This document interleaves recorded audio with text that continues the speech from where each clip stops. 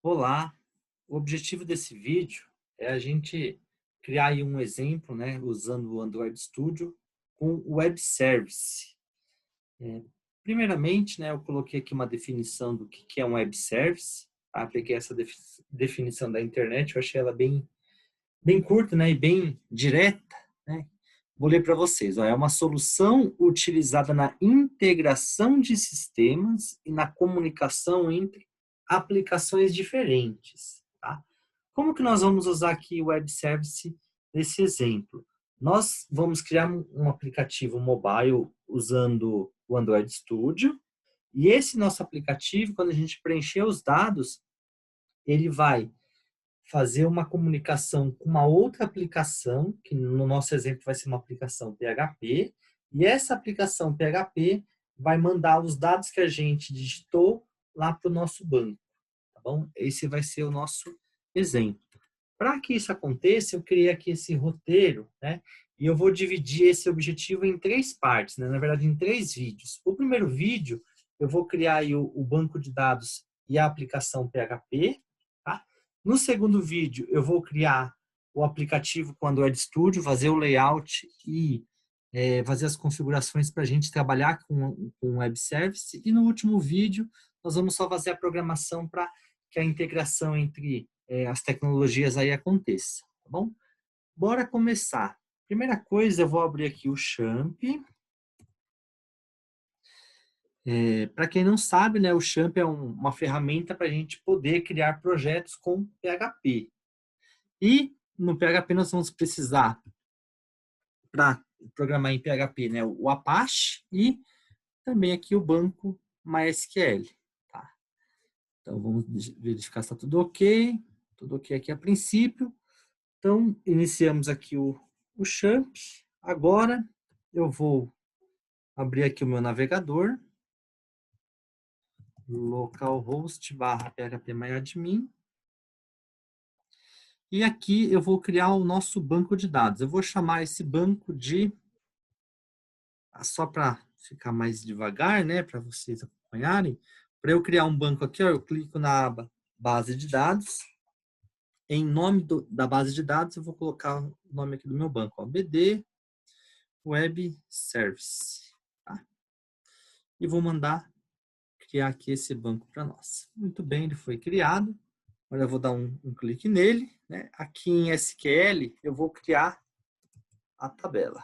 Create table tb aluno.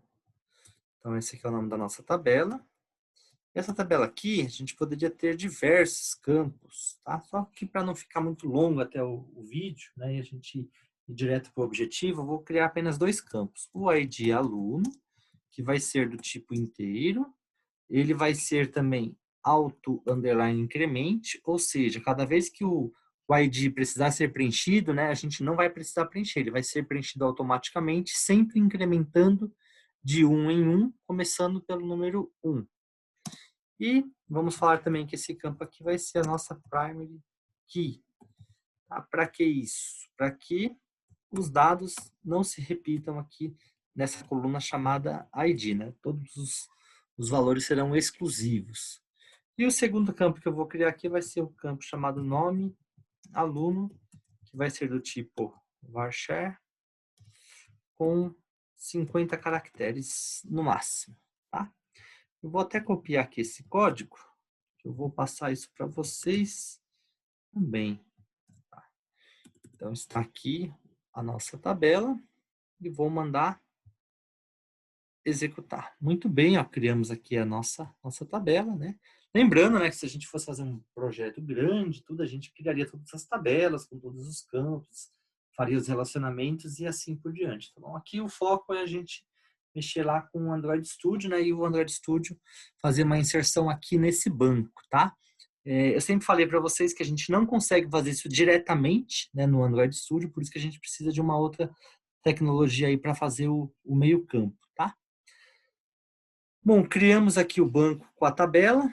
A próxima etapa agora nós vamos abrir aqui o meu computador, eu vou lá no C2 pontos, vou lá em Champ, minha pastinha, e HTDocs, E aqui eu vou criar uma pastinha, que vai ser o nome do meu projeto, que eu vou chamar de escola.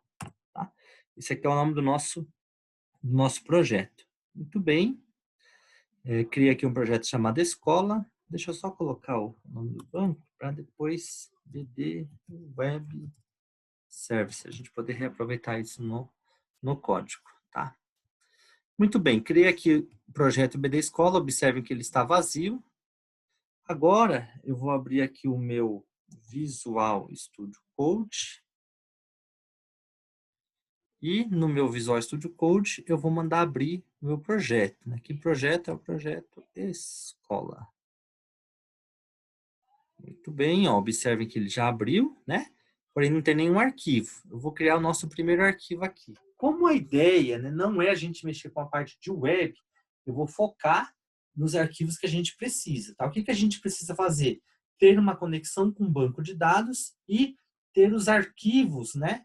Para a gente poder fazer as manipulações no banco via SQL. Por exemplo, inserir no banco, alterar no banco, excluir do banco e assim por diante. Tá? Nesse exemplo aqui, eu já coloquei para vocês que a gente vai fazer a inserção. Então, nós vamos precisar só de dois arquivos. Um arquivo que eu vou chamar aqui de conexão.php, que é o arquivo que vai fazer a conexão com o banco de dados. Tá? Já até vou criar o próximo arquivo. New file. Já vou salvar. Esse arquivo aqui vai se chamar aluno-inserir.php. Adivinha o que a gente vai fazer com ele, né? Nós vamos fazer a inserção, tá? Vou retornar aqui no meu arquivo de conexão e agora eu vou criar a parte de conexão com o banco de dados, né? Qual banco de dados? O banco que a gente acabou de criar. Tá? Para isso, ó, eu vou declarar aqui 4 variáveis. Uma variável chamada servidor, outra variável que eu vou chamar aqui de banco, outra variável aqui que eu vou chamar de usuário, e outra variável aqui que eu vou chamar de senha. Tá? Muito bem. Para que isso? Para que a gente possa sempre passar mais rapidamente aqui as configurações do banco, né, que a gente vai trabalhar. Tá? Nesse momento nós vamos fazer tudo local, tá bom? Mas se tivéssemos uma aplicação já hospedada, é só a gente passar essas informações aqui referente ao nosso domínio.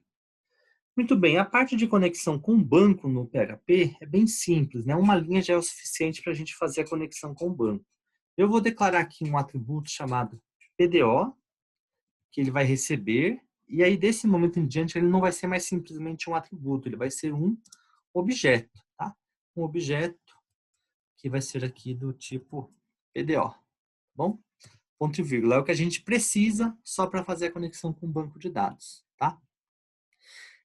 O meu PDO, ele vai receber essas 4 configurações aqui, do servidor, banco, usuário e senha, né? Mas só que como que ele vai receber isso? Primeiro a gente vai passar as informações referente ao banco, que é o MySQL, host, né? E o host vai receber o quê? O nosso servidor. Opa!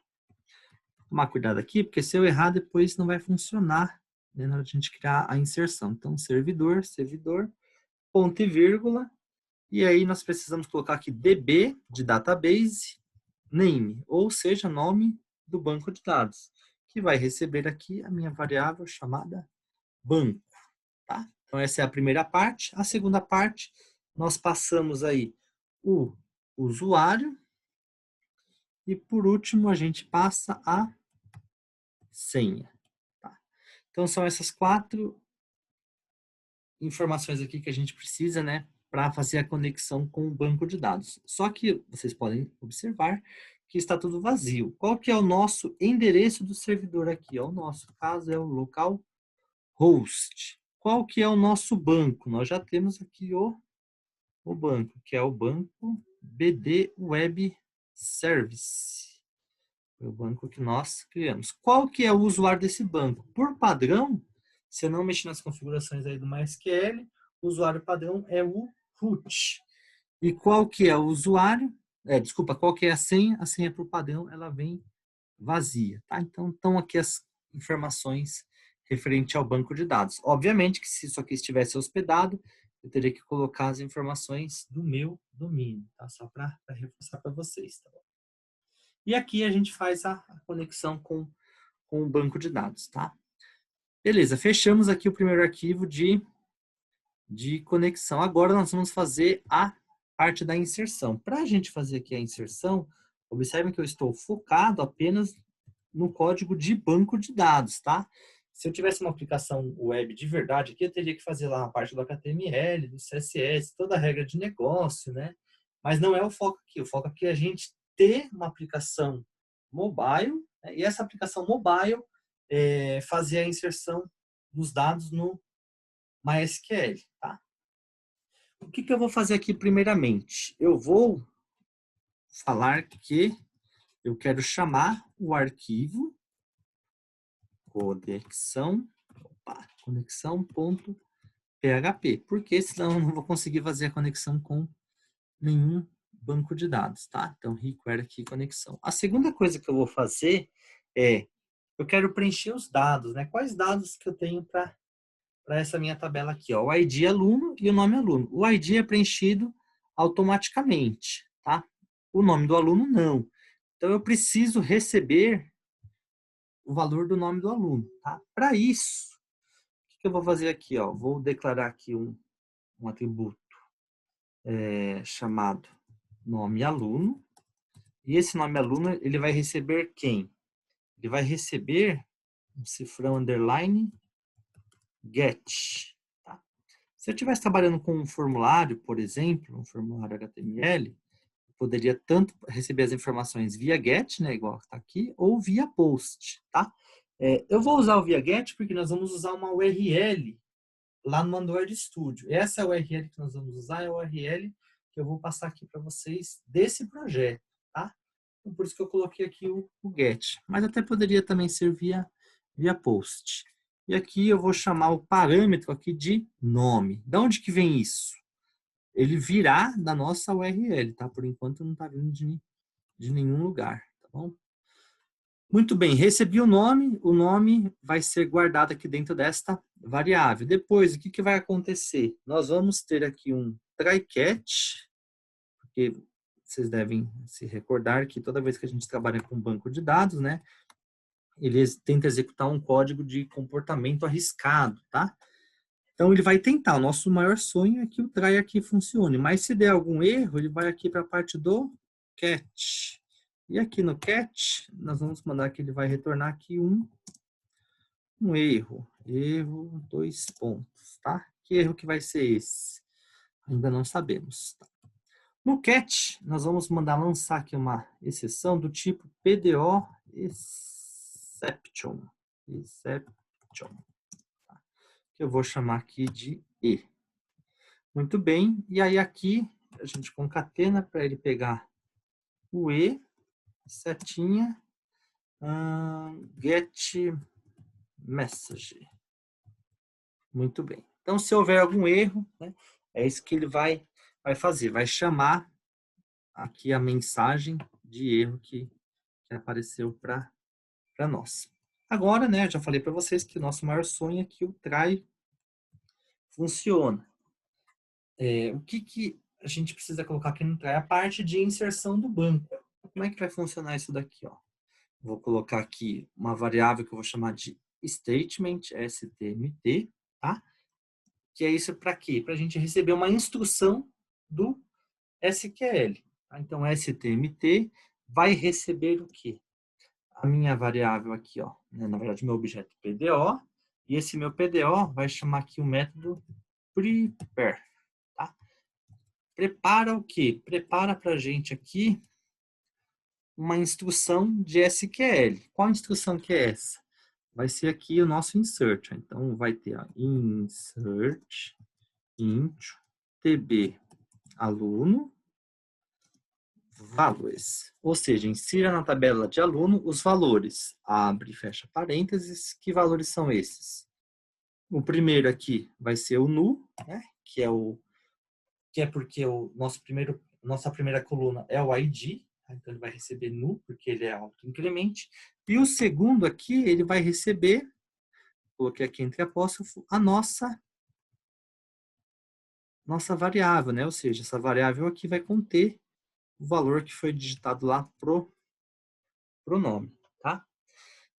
Está quase concluído aqui. O que nós precisamos agora, uma vez que a gente já preparou, né, a instrução do SQL, a gente vai usar aqui a stmt setinha e o método execute.